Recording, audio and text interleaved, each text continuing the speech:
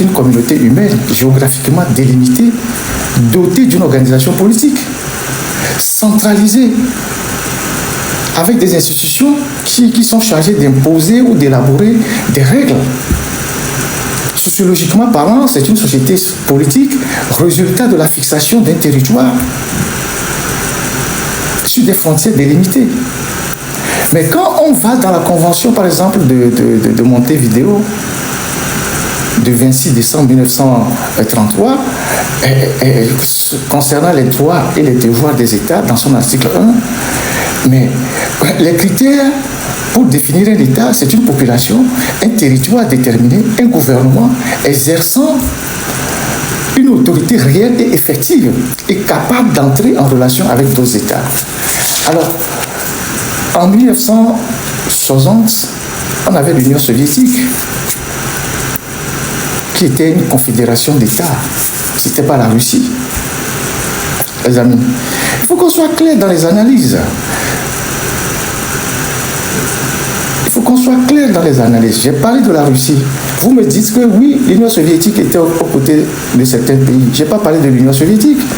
Je suis bien outillé pour connaître la différence entre l'Union soviétique et puis la Russie. Donc, vos arguments que vous m'avez envoyés inbox pour dire, ouais, pourquoi je peux dire que la Russie n'a jamais été aux côtés. Mais citez-moi un seul pays que la Russie. On fait rapidement la petite histoire de la Russie. La Russie des Tsars. Elle s'est terminée avec l'assassinat du tsar Nicolas II dans la nuit du 16 au 17 juin 1918, après la révolution bolchevique. Mais en 1905, la Russie était déjà en confrontation avec le Japon, qui est aussi un autre empire. Les deux empires étaient expansionnistes, étaient impérialistes. Chacun était en train de conquérir les États qui étaient dans leur entourage. Et la Russie a envahi la Mandchourie et la Corée. Et le Japon a réagi. Le Japon qui venait de sortir d'une guerre avec la Chine a réagi. Et il y a eu une guerre terrible de presque 9 mois entre la Russie et le Japon. Donc, février 1904 à 1905. Et la Russie a été défaite par le Japon. Et cette guerre s'est soldée par le traité de Portsmouth. Et donc, la fin de cette guerre a provoqué une première révolution en Russie, où les populations se sont soulevées contre le tsar, et cette révolution a été matée. Après, quand il y a eu l'assassinat du tsar, avec la fin de l'Empire en 1918, il y a eu la création de ce qu'on a appelé l'Union soviétique en décembre 1922, avec le traité qui a été ratifié le 30 décembre 1922. À partir de ce moment-là, la Russie, en tant qu'un seul territoire, cessait d'exister juridiquement, politiquement. Donc, il était dans une confédération. Donc, cette confédération, donc l'Union soviétique, a existé de décembre 1922 à décembre 1991. Et elle était opposée au bloc occidental. Elle a envahi, par exemple, l'Afghanistan de 1979 à 1989.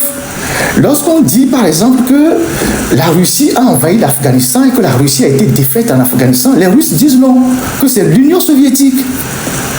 Parce qu'ils étaient dans un ensemble. Ils étaient en Afghanistan pour porter secours au régime communiste. Mais ils ont été combattus par les Moudjahidines. Et donc, en 10 ans d'occupation, la Russie n'a jamais réussi, l'Union soviétique plutôt, n'a jamais réussi à soumettre l'Afghanistan. Elle a été défaite. Et Gorbatchev, pendant la période de la perestroïka, la Russie et l'Union soviétique n'avaient plus de moyens, elle a été obligée de rappeler les troupes en Afghanistan. Ça, c'est un fait réel, c'est factuel. C'est factuel. Et donc, de 85 à 91, il y a eu la perestroïka qui a abouti à la dislocation du bloc soviétique. Et le bloc soviétique, à l'époque, ce que vous appelez la Russie, alors que moi je parle de la Russie, vous me parlez de l'Union soviétique, l'Union soviétique c'est 15 États, y compris l'Ukraine, que vous encouragez la Russie à attaquer aujourd'hui. Si vous supposez que, si dans vos analyses, vous dites que l'Union soviétique était aux côtés de certains pays africains, cela suppose que l'Ukraine aussi était dedans. Et je vais vous citer les pays qui composaient l'Union soviétique à l'époque. C'était 15 pays. C'était l'Arménie, c'est l'Azerbaïdjan, c'est la Biélorussie, c'est l'Estonie, c'est la Géorgie, c'est le Kazakhstan, c'est le Kyrgyzstan, c'est la Lettonie, c'est la Lituanie, c'est la Moldavie, c'est la Russie, c'est le Tadjikistan, c'est le Turkménistan, c'est l'Ukraine et c'est l'Ouzbékistan. Voilà les 15 États qui étaient dans la confédération de l'Union soviétique. Donc, quand il y a eu la dislocation du bloc soviétique, après les réformes de Gorbatchev avec son ministre des Affaires étrangères à l'époque, Eduard Shevardnadze, nous sommes contemporains de cette histoire. Ce n'est pas quelque chose que les gens vont nous raconter. Nous sommes contemporains de cette histoire. Nous avons vécu cette histoire. Ce n'est pas des choses qui se sont passées en 1901 pour qu'on dise qu'on lit ça dans les... Non, nous sommes contemporains de cette histoire. On a vécu ça. Nous qui avons plus de 50 ans, nous avons vécu ça. Et c'est à nous de relater la vraie histoire aux enfants. Donc, il y a eu la perestroïka avec Gorbatchev et son célèbre ministre des Affaires étrangères, Eduard Shevardnadze. Et quand il y a eu la dislocation du bloc soviétique, certains pays ont commencé par prendre leur indépendance, ce qu'on a appelé en 1991 la communauté des États indépendants. Les tout premiers pays. Après, il y a eu Eltsine, Boris Eltsine, qui a succédé à la fin du règne de Gorbatchev. Et Eltsine est resté de 1991 jusqu'à 1999. Et la Russie traversait d'énormes difficultés. À partir de 1992, la population était pauvre, l'économie était à terre, au point qu'elle a été obligée, la Russie, de faire appel aux institutions multilatérales occidentales, notamment le FMI. Le FMI était au chevet de la Russie en 1992. Plus la BERD. La BERD, c'est la Banque européenne de la reconstruction et du développement. Ils étaient au chevet de la Russie en 1992. Nous avons l'obligation intellectuelle de restituer les faits. Donc, Boris Eltsine, il est resté presque pendant, je ne sais pas, 9 ans ou 8 ans, et vous le connaissez, c'était le dirigeant le plus alcoolique de la Russie, et après, il ne pouvait plus tenir parce qu'il avait des soucis de santé, ils ont fait nommer Poutine. Et Poutine a effectivement redressé la Russie, ça c'est un fait, à l'actif de Poutine. Il a redressé la Russie, il a fait de la Russie un pays respectable. Et donc, la Russie est revenue avec toute sa puissance et tout, mais quand on prend la Russie de Poutine, donc de 1999, puisque Poutine est arrivé en 1999, à aujourd'hui, elle a sauvé quel pays allié? C'est le débat que je pose. Elle a sauvé quel pays allié en confrontation directe avec l'Occident? Elle est partie au secours de quel pays allié en confrontation directe avec l'Occident? Aucun. C'est ce que je dis. Donc, quand vous me ramenez des histoires de l'Union soviétique, moi j'ai fait des études d'histoire, je connais la différence entre l'Union soviétique et la Russie. Et la Russie, ce n'est pas l'Union soviétique. C'est comme aujourd'hui, vous avez l'AES, 3 pays qui sont ensemble, qui sont une confédération, qui sont en train de lutter. Si demain, ces pays n'existent plus et que chacun prend son indépendance, les prouesses qu'ils ont fait ensemble, si quelqu'un vient se l'approprier, on va dire non, tu mens. On a fait ça ensemble. Ce n'est pas un seul pays qui a fait ça, nous avons fait ça à 3. C'est ça la réalité. Donc, quand Kadhafi avait besoin de la Russie, Poutine n'a pas bougé. Bachar el-Assad, qui abritait même une base russe, n'a pas bougé. Le Venezuela. Ça, je réponds aux grands frères qui m'ont écrit une box, c'est à eux que je réponds. Parce qu'ils m'ont envoyé des arguments comme quoi j'ai pas bien fait mon analyse parce que l'Union soviétique était aux côtés des Africains. L'Union soviétique, c'est pas la Russie, les gars. Parlons peu, parlons vrai et parlons bien. Juridiquement, vous ne pouvez pas dire que l'Union soviétique, c'est la Russie. Parce qu'un État, c'est une population, un territoire et puis un pouvoir. Le territoire de l'Union soviétique n'est pas égal au territoire de la Russie. Ce n'est pas la même chose. À moins que vous me dites que c'est ça.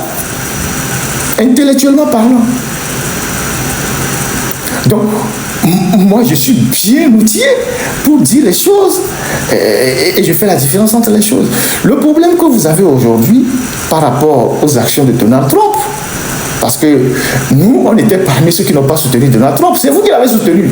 Vous l'avez soutenu parce que vous avez cru que, naïvement, que Donald Trump, comme il est prétendument l'ami de Poutine, une fois qu'il sera au pouvoir, il va faire vos affaires.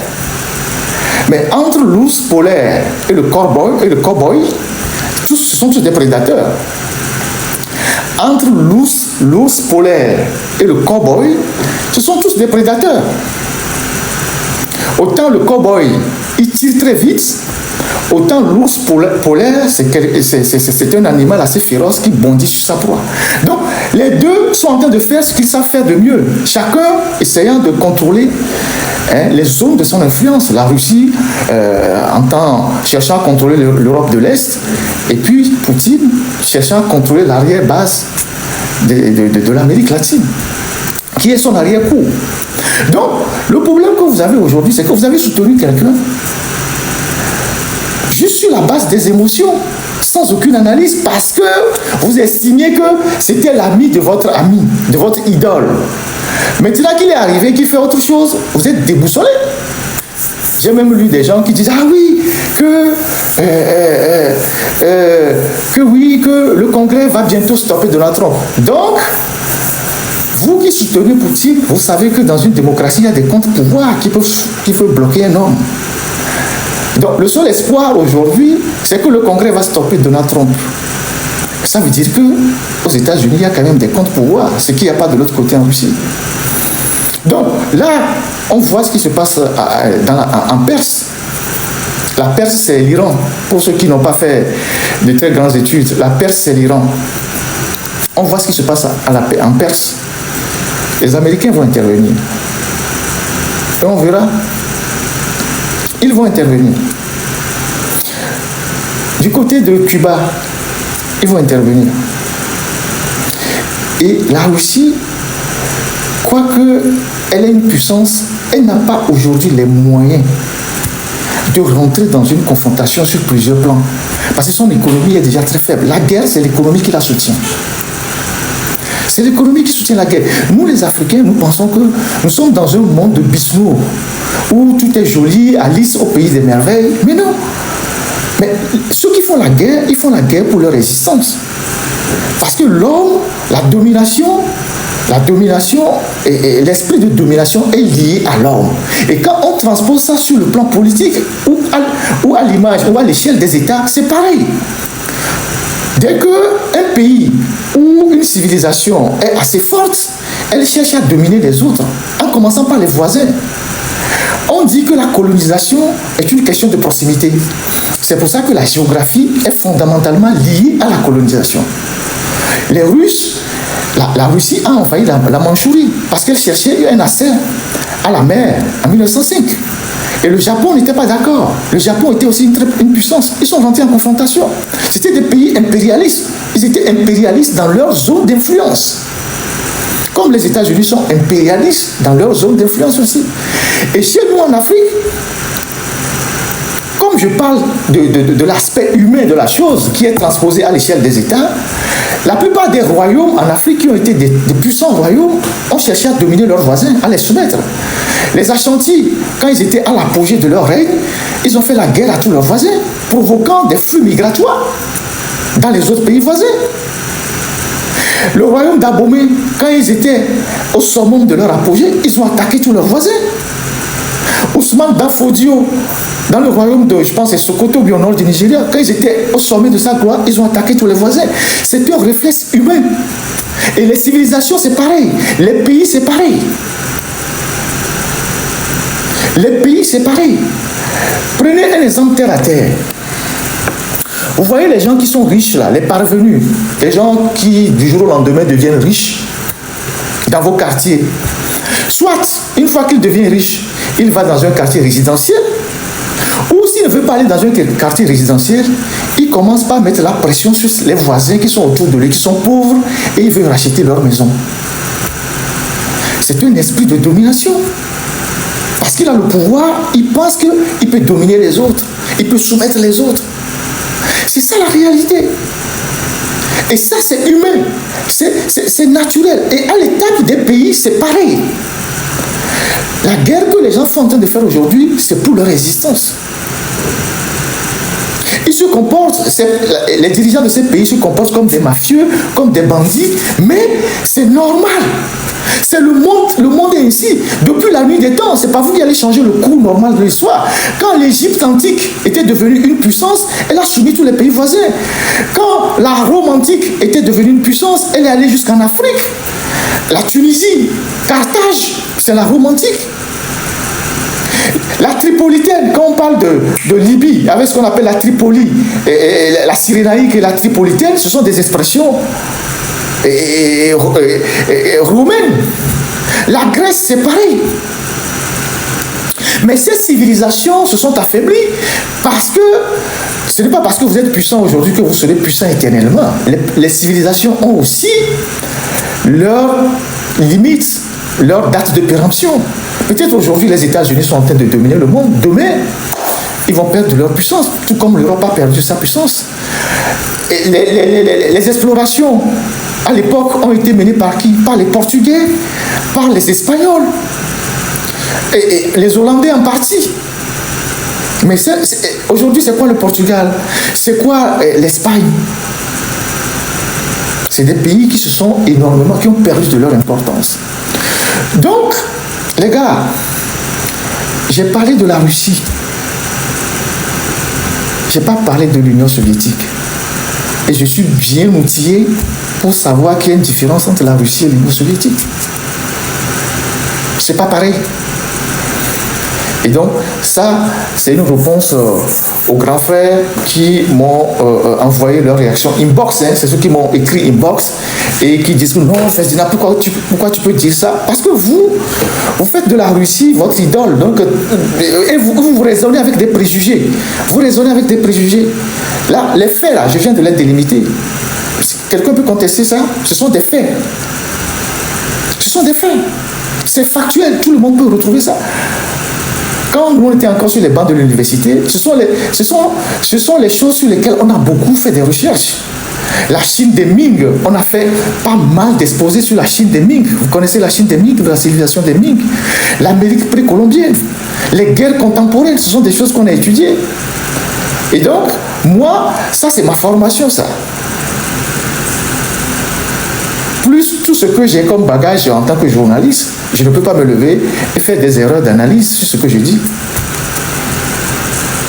Donc, la Russie, ce n'est pas l'Union soviétique. Et quand on parle de l'Union soviétique, c'est tous les pays que j'ai cités tout à l'heure, y compris l'Ukraine. C'est ça l'Union soviétique. C'est 15 États. Voilà ce que j'ai voulu répondre aux grands frères. C'est un débat, hein, c'est sans acrimonie, hein, c'est un débat idée contre idée. Et je tiens à dire, c'est à nous, quand il y a des propagandistes, des gens qui n'ont pas un niveau assez élevé, qui se mêlent des débats, qui ne comprennent rien, c'est à nous de les recadrer sur la base des faits. C'est pas à nous d'entretenir la confusion, d'entretenir le désordre intellectuel. Non.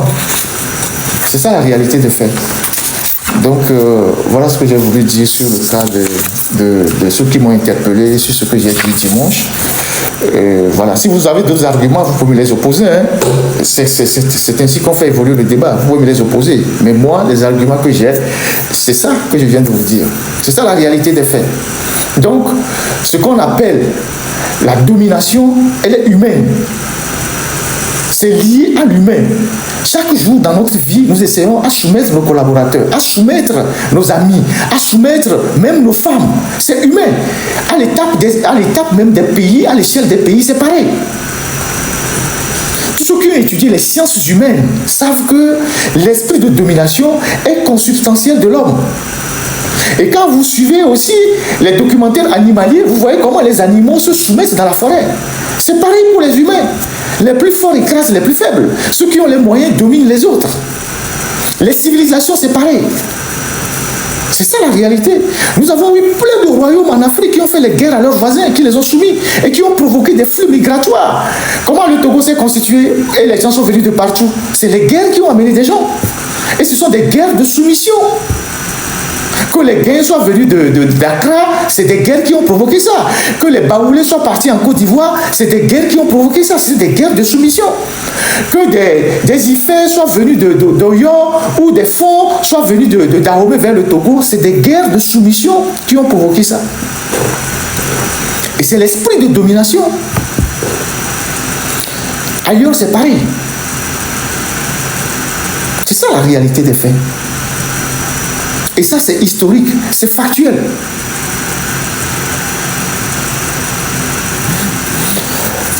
Voilà. Bon, maintenant, on va rentrer dans le vif du sujet sur le Togo. Alors, il y a les mémoires d'Edem Kodjo qui sont sorties. Ça, c'est aussi très intéressant. Edem Kodjo n'est plus à présenter au-delà de l'homme politique, de tout ce qu'on peut dire sur, les gens disaient sur l'homme. C'était quand même quelqu'un d'assez dense qui est à la fois politique, littéraire et diplomate. Donc, les mémoires d'Edem Kodjo sont sorties et voilà la page des mémoires d'Edem Kodjo. Pour ceux qui sont férus de lecture, ceux qui aiment lire, je vous invite à aller chercher ce livre-là. Je pense qu'il est à 34 € ou quelque chose comme ça. Ce sont les mémoires d'Edem Kodjo. Et ayant été l'un des journalistes, l'un des derniers journalistes à interroger Edem Kodjo, c'est nous qui avons fait pratiquement la toute dernière interview à Edem Kodjo. Et après, il n'a plus fait une interview dans un journal. Il est décédé après, paix à son âme. Et je me souviens qu'on a discuté de beaucoup de choses, bon, des choses que je ne dirai pas ici. On a échangé énormément. C'est quelqu'un qui avait un profond attachement au journal alternatif. Il lisait nos chroniques, il envoyait des réponses et tout et tout. Et donc, il a sorti ses mémoires. Je reste convaincu qu'il y a beaucoup de choses qui seront dans ces mémoires-là. Il y a énormément de choses qui vont être dans ces mémoires-là. Il faut le trouver, il faut le lire, parce que la politique au Togo, c'est aussi ça. La politique au Togo, c'est aussi ça. Il faut lire ceux qui ont eu, les hommes politiques qui ont eu comment appelle-t-on, qui ont eu le flair de rédiger leur mémoire avant de mourir. Ils ont laissé certainement beaucoup de choses. Il faut lire ça pour comprendre comment ça a été la scène politique, les relations entre les gens, les jeux d'alliance et tout ça et tout. Parce que dans l'opinion,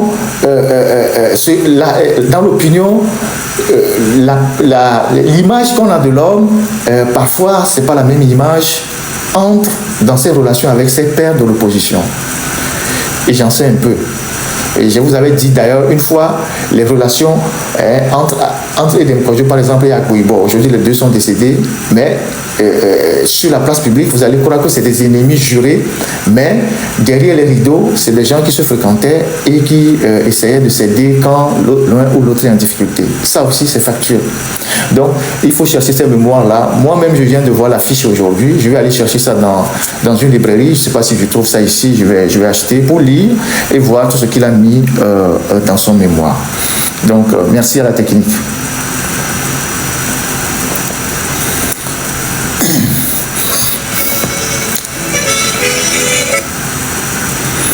Alors, je vais passer rapidement sur une série d'articles que nous avons écrits cette semaine. On a fait un article sur notre site internet, bien sûr. On a fait un article sur le problème des visas. Je vous avais dit le dimanche dernier que cette semaine, les Américains allaient fixer les conditions pour l'obtention des visas. Et ça a été fait. Et donc, désormais, comme vous avez lu sur notre site internet, pour prendre un visa et aller aux États-Unis, il faut déposer une caution de 15 000 $, entre 5 et 15 000 $. Donc, c'est l'officier d'entretien qui vous fixe la caution que vous devez déposer. Donc, entre 5 et 15 000 $. Et cet argent, vous le déposez et je pense sur un compte. Ils vous donneront un link. Ce n'est pas de l'argent donné à l'ambassade. Il y a une application sur laquelle, une plateforme sur laquelle vous allez virer l'argent avec une carte de crédit et vous mettez les 15 000 $ là-dessus. Et puis après, si on ne vous donne pas le visa, je pense qu'il a été dit qu'on vous retourne les sous. On vous retourne les sous. Mais si vous avez le visa, les 15 000 $ sont bloqués. Et quand vous allez revenir de votre voyage, vous revenez le chercher. Et donc, ça, c'est les nouvelles dispositions qui commencent à partir du 21 janvier. Et ensuite, ils ont défini les 3 aéroports où il faut obligatoirement atterrir. Donc, si vous êtes concerné par ces restrictions, puisque le Togo est sur la liste orange, il n'y a que 3 aéroports aux États-Unis où votre vol d'arrivée peut atterrir. Donc, il y a l'aéroport de Boston, il y a l'aéroport JFK, donc John Fitzgerald Kennedy, je pense que c'est Fitzgerald Kennedy, je ne sais pas si c'est à New York, et il y a Dulles. Il y a Washington Dulles. Donc, c'est les 3 aéroports sur lesquels où vous devez forcément atterrir. Donc, tous les pays. Ok, JFK, c'est New York. D'accord, merci pour la précision. Donc, il y a Boston, il y a JFK.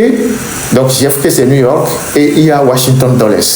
Donc, tous les pays qui sont concernés par cette fiche orange, et qui sont frappés par ces restrictions de 15 000 $, de tout ça. Si vous devez voyager de votre pays vers les États-Unis, vous avez seulement le choix d'atterrir entre les 3 aéroports. C'est les 3 aéroports. Donc, c'est une manière de mieux contrôler les gens. Donc, vous atterrissez à New York, donc à John Fitzgerald Kennedy Airport. Vous atterrissez à Boston ou vous atterrissez à Washington Dulles. Donc, voilà les 3 aéroports qu'ils ont retenus. Et selon une source que j'ai contactée cette semaine du côté du département,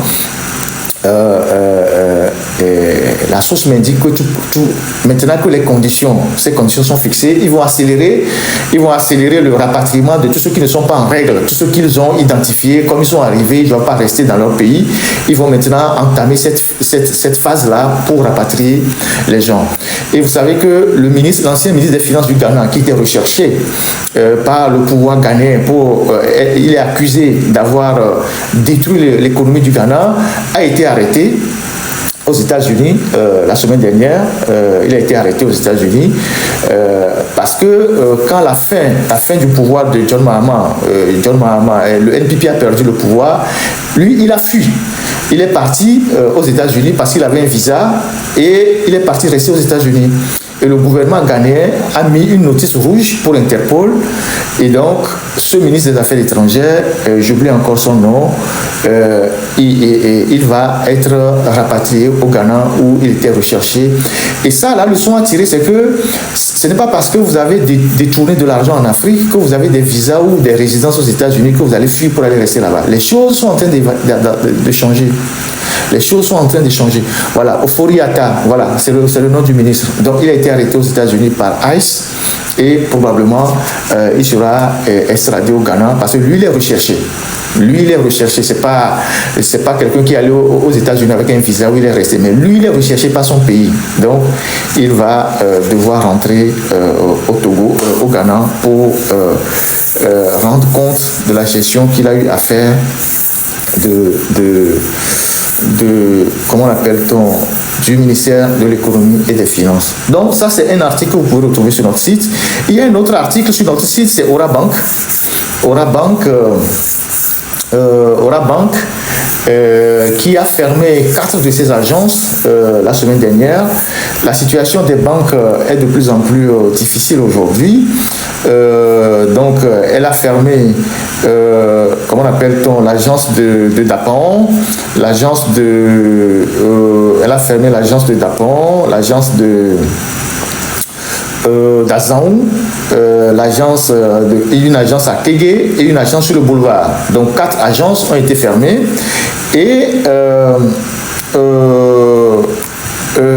il y a des banques, toutes les banques au Togo aujourd'hui sont en train de traverser des difficultés à cause de l'état de notre économie. Il y a Atlantic Bank qui a fermé aussi une agence à Agnier, qui a fermé une agence dans l'immeuble Tabac. Vous pouvez trouver tout ça dans les articles. Et c'est quoi les soucis? Les banques aujourd'hui sont dans des situations très très très compliquées. Les portefeuilles des crédits pourris, les créances non remboursées, contractées par la plupart des barons ou leurs femmes. Il y a des créances totalement pourries, des créances qui sont là et que les banques n'arrivent pas à récupérer parce que ce sont des créances